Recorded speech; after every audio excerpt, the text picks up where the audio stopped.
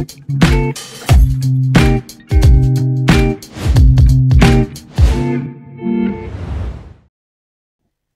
sahabat podcast RRI Manokwari dimanapun Anda berada, saat ini kami di podcast kami sudah datang satu narasumber kami lagi di sini, Pak Satrio Budi Cahyono. Beliau Kepala Bidang Pembinaan Pelaksanaan Anggaran 2 Kanwil Direktorat Jenderal Perbendaharaan Provinsi Papua Barat dari Kemenkeu RI tentunya ya. Selamat datang di podcast kami, Pak. Iya.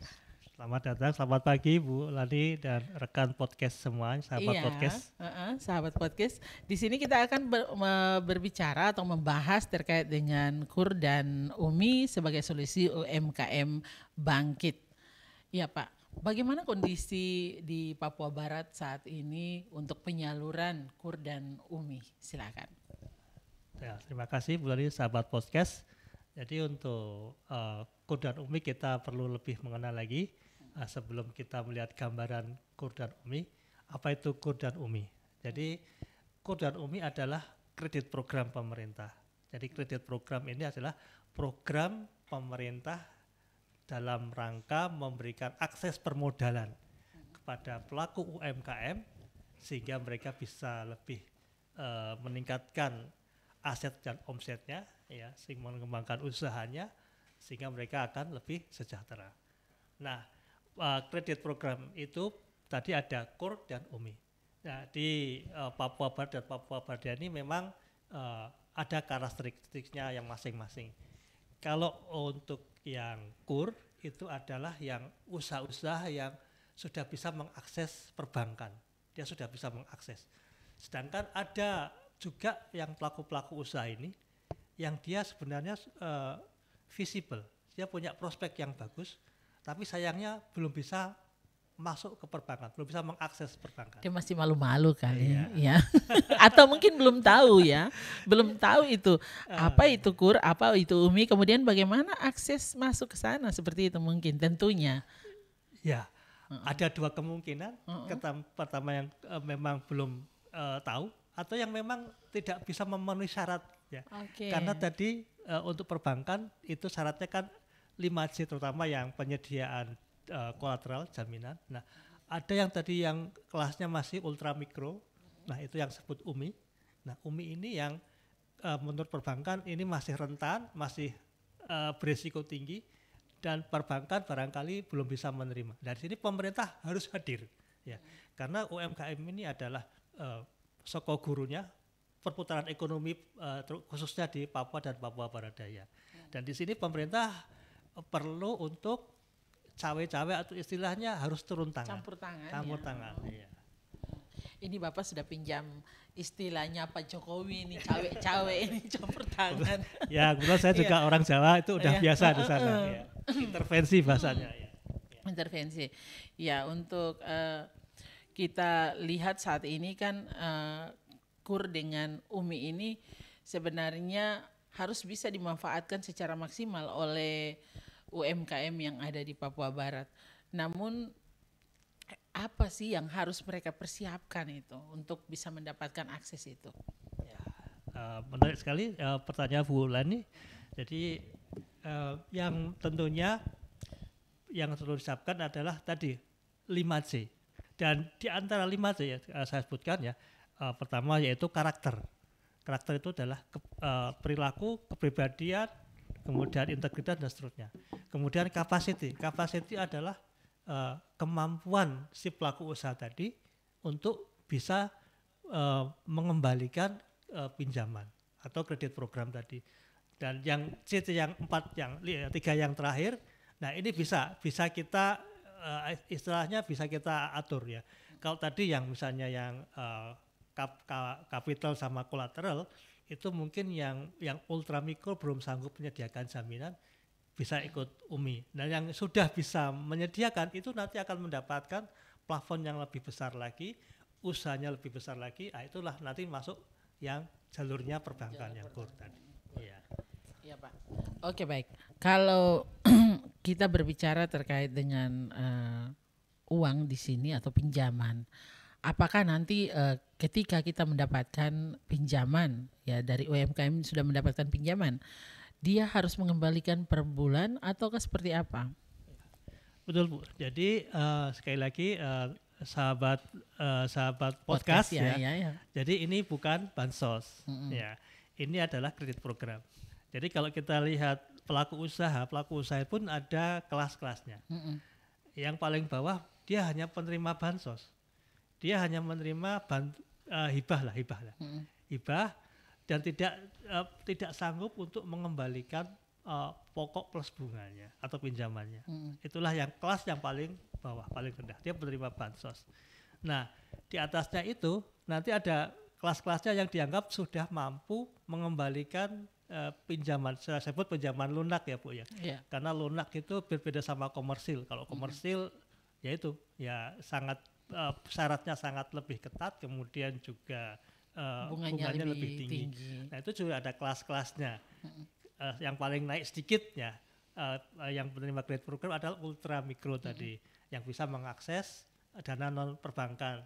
Nah yang sudah bisa mengakses perbankan itu di atasnya lagi, paling tidak ada super mikro. Nah super mikro nanti ada mikro, ada kecil dan seterusnya. Nah itulah harapannya.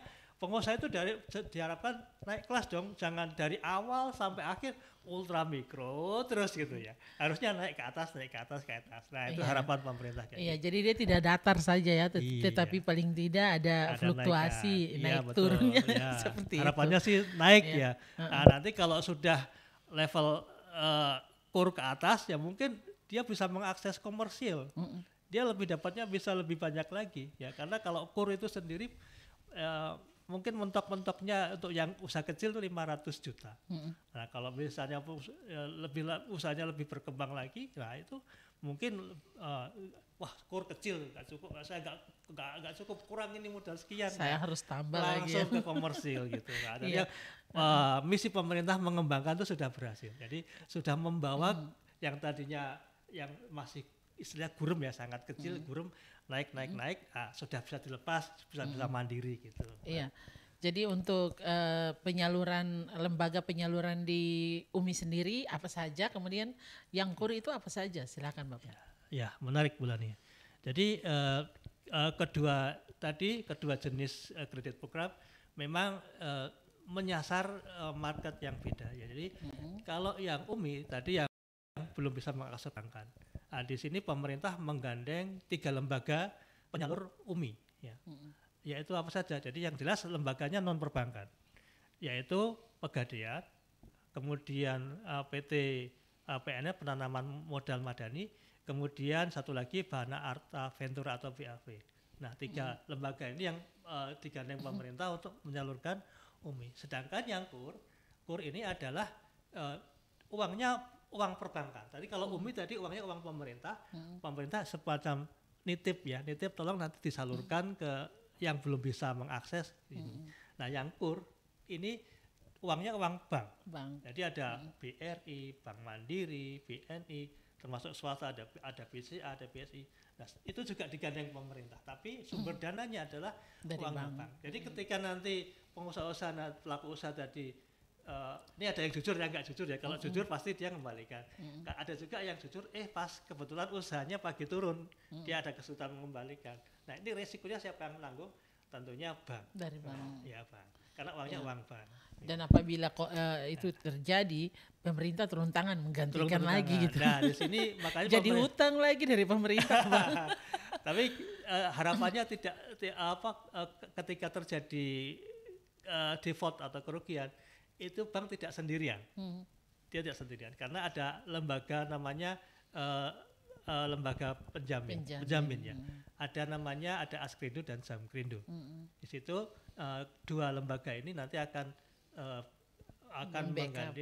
membackup dari perbankan, sehingga bank juga kalau rugi nggak rugi amat lah. Ini kalau bank seperti itu tentunya tidak ada bank yang mau jadi penyalur juga. Betul, kapok banknya nanti. Pemerintah pun juga nanti programnya nggak sukses nanti. Iya, nanti untuk apa saya bantu pemerintah ketika saya sendiri harus gulung tikar kan, seperti itu.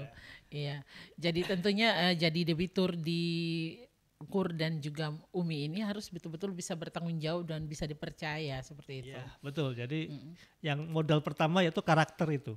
Karakter itu memang dipegang. Kalau sepanjang dia ada niat baik, ya niat baik saya akan mengembalikan dan saya akan mengembangkan usaha. Ketika saya akan mampu, saya akan kembalikan. Yang itu yang modal utama, niat baik dulu.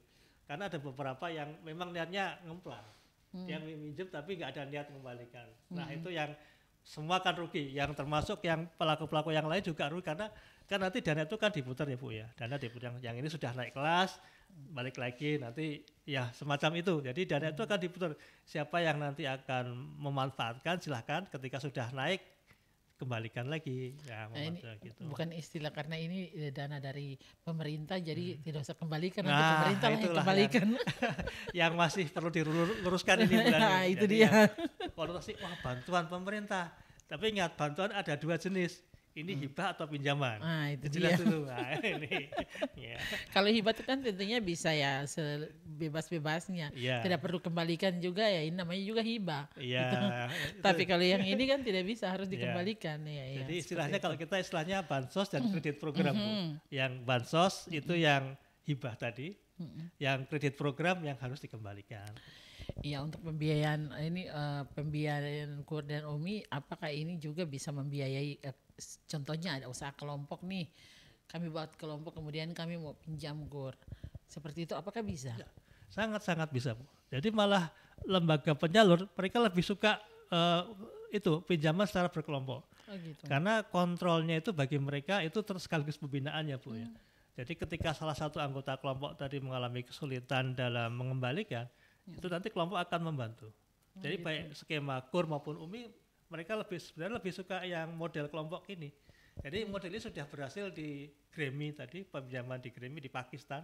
Nah itu yang Dr. Yusuf itu yang nah itu menjadi percontohan di seluruh dunia. Jadi ternyata kontrol kelompok itu akan lebih efektif daripada jaminan.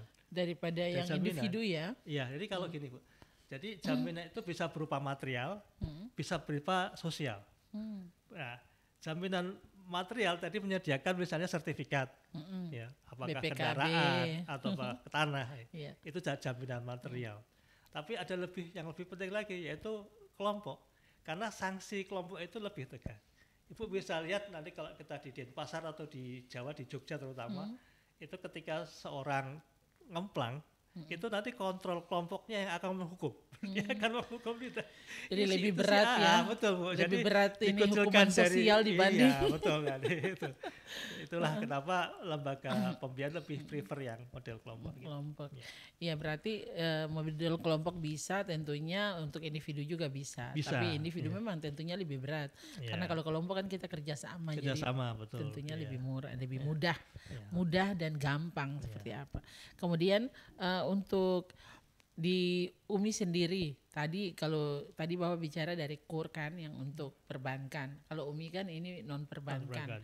Ya, dari lembaga mana saja yang menjadi penyalur, kemudian seperti apa mekanisme penyalurannya kepada UMKM yang ingin meminjam? Jadi yang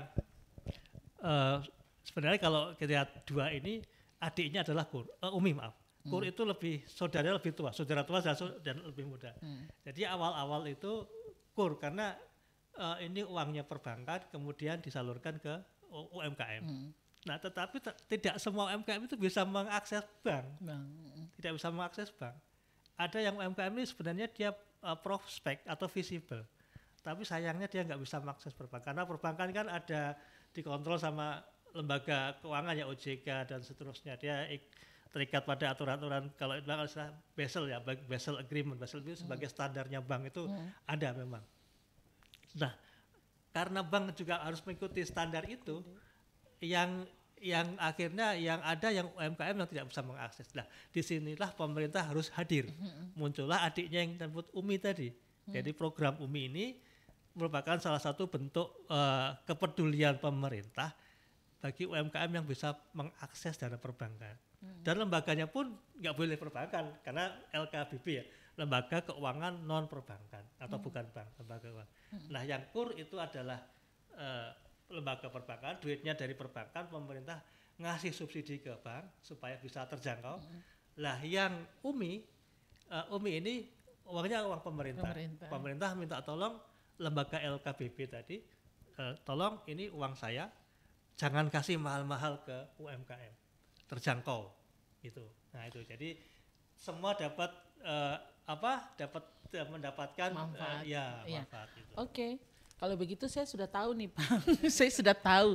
Berarti saya mau pinjam aja yang UMI biar saya tidak usah kembalikan gitu. Syaratnya harus punya usaha dulu. Kalau tadi komersial enggak boleh. Ya misalnya Ibu buat anak sekolah itu konsumtif ya. Jadi yang konsumtif mau renov rumah, mau benerin mobil, ngecat mobil enggak boleh. Itu konsumtif. Tapi harus kan produktif. Tapi kan itu uang pemerintah. Enggak boleh Bu. Karena ada syaratnya. Kalau uang pemerintah kan berarti bebas nih saya gitu. Kalau saya pinjam contohnya gitu. Tapi tidak ya. Tidak boleh. Ya. Karena memang nanti niatnya ini untuk supaya semua mendapatkan manfaat. Jadi ketika sudah berhasil mengembalikan, nanti kita putar modal itu, nanti ya siapa lagi yang belum dapat. Nah, ini arisan ini Pak. Kalau arisan ini. Kalau arisan lama-lama menurun. Jadi, kalau zaman dulu memang ada istilahnya dana bergulir ya Bu. Tapi pengalaman dulu bergulirnya kan harapannya semakin besar. Ini enggak bergulir tapi semakin kecil habis. Gitu. Nah harapannya kita skema ini memperbaiki yang dulu istilahnya bergulir. Tapi konvernya tata kelolanya nggak jelas, kemudian prosedur penilaiannya juga amburadul, desainnya juga kurang bagus. Nah, ini kita yang dapat terakhir berarti sudah habis. Kalau zaman dulu udah bergulir ya. Bersyukur nama keluar pertama. Kan? Arisan yang enak yang dapat pertama, arisan dapat terakhir kan habis gitu. Jangan seperti itu. Ya. Jadi tentunya ini kan upaya dari pemerintah untuk membantu semua masyarakat. Ya, betul. Ya, dana ini harusnya dimanfaatkan dengan baik seperti itu juga ya. Untuk jaminan untuk menjadi debitur UMI, apa saja yang harus dijamin? Nah, jadi kalau yang UMI tadi sama sekali tidak ada jaminan. Tidak ada ya. Jaminan. Nah, tapi kontrolnya bagaimana? Dari sini lembaga-lembaga non-bank tadi akan melakukan kontrol, baik kontrol secara sosial maupun pendampingan. Itu yang UMI. Kalau yang KUR, kan tadi dilihat kelasnya. Dia kelasnya kelas apa dulu? Super mikro atau sudah masuk ke mikro atau kecil atau menengah. Nah, untuk yang super mikro itu belum dikenakan jaminan. Nah, tapi ketika nanti sudah masuk ke mikro atau kecil itu biasanya lembaga banknya nanti akan jaminan tambahan. Ada sesuai dengan risiko yang dinilai perbankan, karena bank itu juga dia akan menilai seberapa mampu akan mengembalikan dan seberapa risiko jenis usaha dan kondisi lain-lainnya. Itu nanti akan dibangkan ya. Oke, ini kita bicara kredit ini kan tentunya perilaku menjadi syarat utama juga. Betul, ya, ada juga orang yang sudah meminjam, mungkin contohnya sudah jadi nasabah KUR, tapi dia juga ingin menjadi nasabah UMI. Apakah itu bisa? Kalau yang UMI tidak bisa. UMI syaratnya tidak sedang menerima kredit program tempat yang lain. Kalau UMI tidak bisa. Kalau KUR, kalau dia kredit misalnya dia sedang kredit motor misalnya, terus yang akses KUR masih boleh ya. Jadi kredit komersil kayak kredit perumahan, kredit motor, kredit HP kalau ada ya, itu masih boleh mengakses KUR. Kira-kira ini bisa nggak Pak kredit? Kalau HP itu konsumtif ya. Nah, itu kalau bisa mau saya jaminkan. Tapi kalau Ibu jual beli HP boleh. Memang saya jual beli, ini saya jual lagi. Ya itu boleh.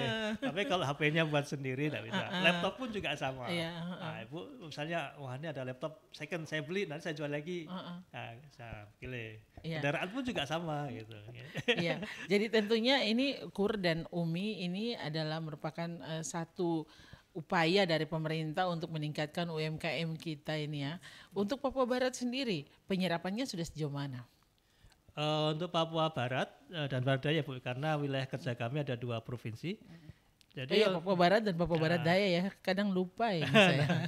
Ya sejak pemekaran ya Bu ya. Jadi untuk posisi sampai dengan Juli kemarin itu yang KUR itu sudah menjangkau 7.000 debitur, sekitar 7.500 sekian, dengan nilai nilai plafon yang sudah digelontorkan tuh sudah 500 miliar sekian, yaitu yang untuk KUR.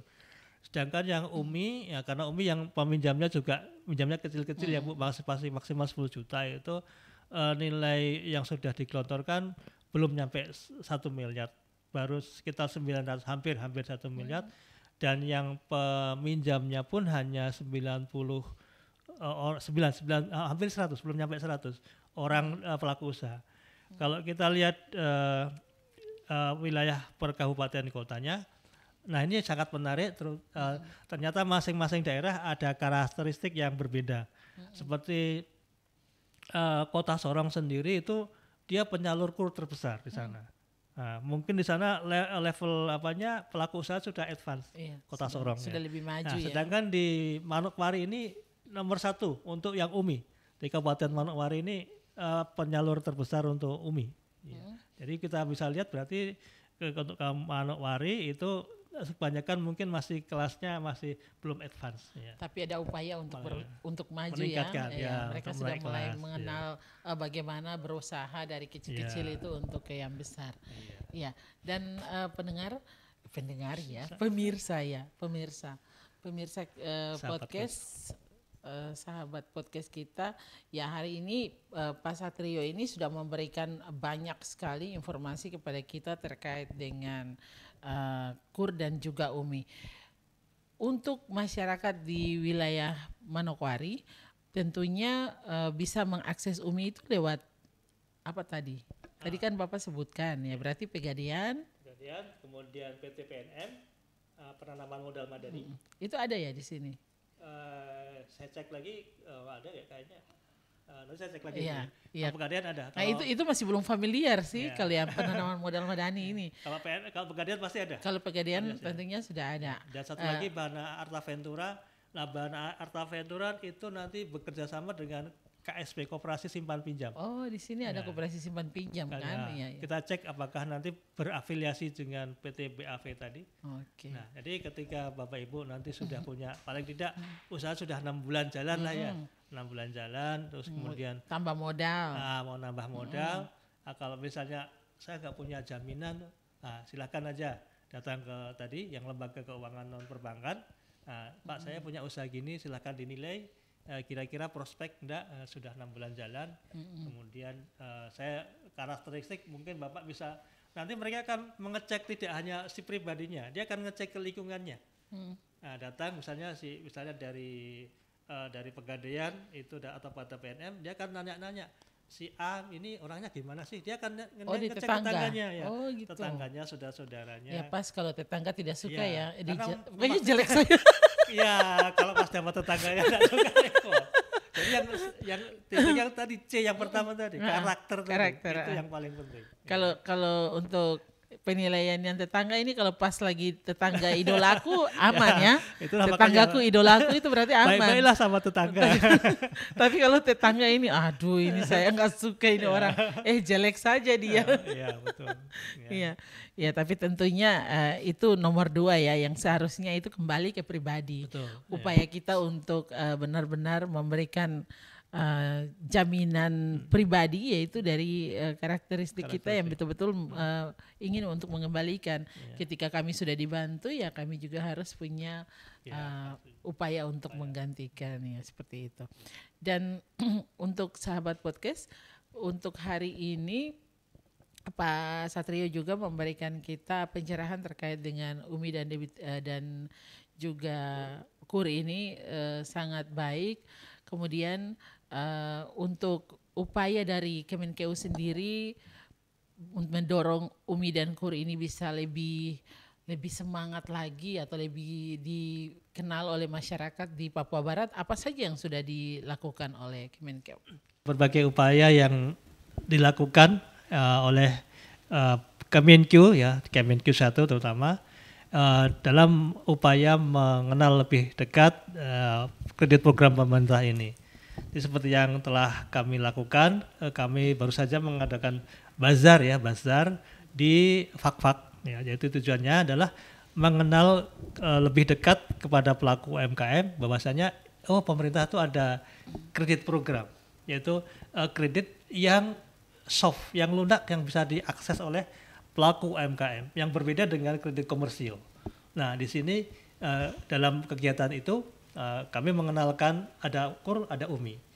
Kemudian juga kami di samping mengadakan sosialisasi dengan bazar, kita juga dengan stakeholder kita berkolaborasi, ya bentuknya ya kita misalnya FGD, ya FGD dengan Pemda setempat. Pemda ini nanti ada OPD, ada dinas koperasi, kemudian ada sektoralnya juga, ada dinas pertanian, kemudian dinas kelautan dan seterusnya, pariwisata, ya, terkait dengan sektor apa yang dibiayai. Nah, tentunya dari masukan-masukan dalam FGD sangat berarti bagi kami, dan kalau misalnya permasalahan itu bisa kita handle, kita upayakan kita handle. Tapi ketika permasalahan itu perlu adanya penyempurnaan kebijakan, maka hasil FGD tadi, masukan-masukan ini kita eskalasi ke pusat. Jadi karena di pusat kan nanti kebijakannya nasional, ya, berlaku nasional. Nah, nanti di sana akan penyempurnaan peraturan yang terkait. Jadi seperti yang KUR sendiri, ya, KUR sendiri juga dari sejarahnya itu panjang. Jadi sampai yang terakhir kemarin peraturan Menko Perekonomian, ya, Permenko nomor 1 2023, itu menyempurnakan peraturan-peraturan sebelumnya. Ya, tujuannya apa? Supaya lebih bisa diakses. Nah, itulah bentuk-bentuk yang bisa kami upayakan. Berarti semakin kesini semakin dipermudah karena berdasarkan hasil evaluasi, ya, disempurnakan, lebih sempurna. Oke, baik Pak. Ya, ini Kemenkeu terus berupaya untuk membangkitkan UMKM kita di daerah juga. Ya, bagaimana melihat di daerah sendiri dari instansi pemerintah daerah yang mungkin sebagai teknis di lapangan yang punya masyarakat ini, dengan kolaborasinya sudah sejauh mana dan kemudian seperti apa? Ya, seperti contohnya kemarin bazar, ya Bu, ya. Di bazar itu kemarin alhamdulillah Pak Bupatinya datang langsung dan OPD dan sangat meriah sekali, dan di situ kita bisa berdialog juga, ya. Kita berdialog dengan perbankan juga, kemudian yang non perbankan juga, dan juga dengan OPD-OPD-nya, ya, terkait kendala-kendala apa yang dialami UMKM dalam mengakses kredit program ini. Jadi harapan tadi kita mendapatkan masukan-masukan, ya, sehingga masukan-masukan ini nanti untuk penyempurnaan kebijakan dan regulasi yang kedepannya. Gitu. Tentunya pemerintah daerah itu menjadi orang tua yang bisa menampung segala keluh kesah anaknya, betul, ya, seperti itu. Harusnya potret, itu lebih, harusnya dari potret mereka lah yang bisa lebih diketahui oleh Kemenkeu. Seperti itu kira-kira untuk di Papua Barat sendiri gambarannya seperti apa? Untuk Papua Barat, ya alhamdulillah sih memang kalau dibandingkan dengan tempat yang lain memang belum setara, ya. Karena mungkin di sini juga pelaku-pelakunya mungkin masih belum banyak juga, tapi melihat potensinya masih banyak yang bisa dikembangkan di sini. Dan harapannya dengan luas wilayah yang begitu besar, potensi alam yang sangat melimpah, itu membuka kesempatan, ya, bagi pelaku-pelaku usaha untuk mengembangkan usaha. Tadi kan sektornya banyak, ya. Bisa sektor alam, ya, pertanian, kemudian perikanan, kemudian perkebunan, pun juga bisa juga sektor-sektor pengolahan. Nah, usaha industri pengolahan misalnya ikan atau tadi yang tadi hasil olahan, ya, alam misalnya mau diolah jadi apa, itu juga bisa juga. Ini potensi sangat besar. Ya, apalagi kita kan punya bahan baku, potensi di daerah ini kan banyak sekali. Ya, cuman kan ya mungkin dari sisi pengolahan kita masih terlihat kurang, ya. Ya, pengolahan, ya. Mungkin ya itulah kita bermitra juga dengan KL teknisnya, ya, misalnya kalau di samping aspek permodalan, ya, UMKM permodalan juga mungkin dari aspek teknis, bisa dari pemasarannya atau mungkin teknik pengolahannya sendiri. Nah, itulah kita juga perlunya bersinergi, tidak hanya satu atau institusi saja yang bertanggung jawab dalam memajukan UMKM, tapi semua ikut terlibat. Berarti sinergitas masih menjadi kunci utama untuk memajukan UMKM kita di daerah ini. Betul, ya. Ya, baik, sahabat podcast. itulah perbincangan saya dengan Bapak Satrio Budi Cahyo. Beliau selaku Kepala Bidang Pembinaan Pelaksanaan Anggaran 2 Kanwil Direktorat Dirjen Perbendaharaan Provinsi Papua Barat. Dan terima kasih Pak Satrio sudah memberikan pencerahan terkait dengan apa itu UMI, apa itu KUR, dan bagaimana mengakses, sehingga ke depan tentunya kita berharap UMKM di daerah kita khususnya di Papua Barat lebih bergeliat dan lebih maju lagi, kemudian usaha mereka tambah meningkat, yang dari kelas 1 mungkin bisa naik ke kelas 2 dan seterusnya. Ya baik sahabat podcast, itulah perbincangan kami dan juga pencerahan yang sudah diberikan oleh Pak Satrio. Saya Lan Litimi undur diri, sampai berjumpa di topik berikutnya. Terima kasih Bu Lani. Semoga sukses terus sahabat podcast. Maju terus, semangat.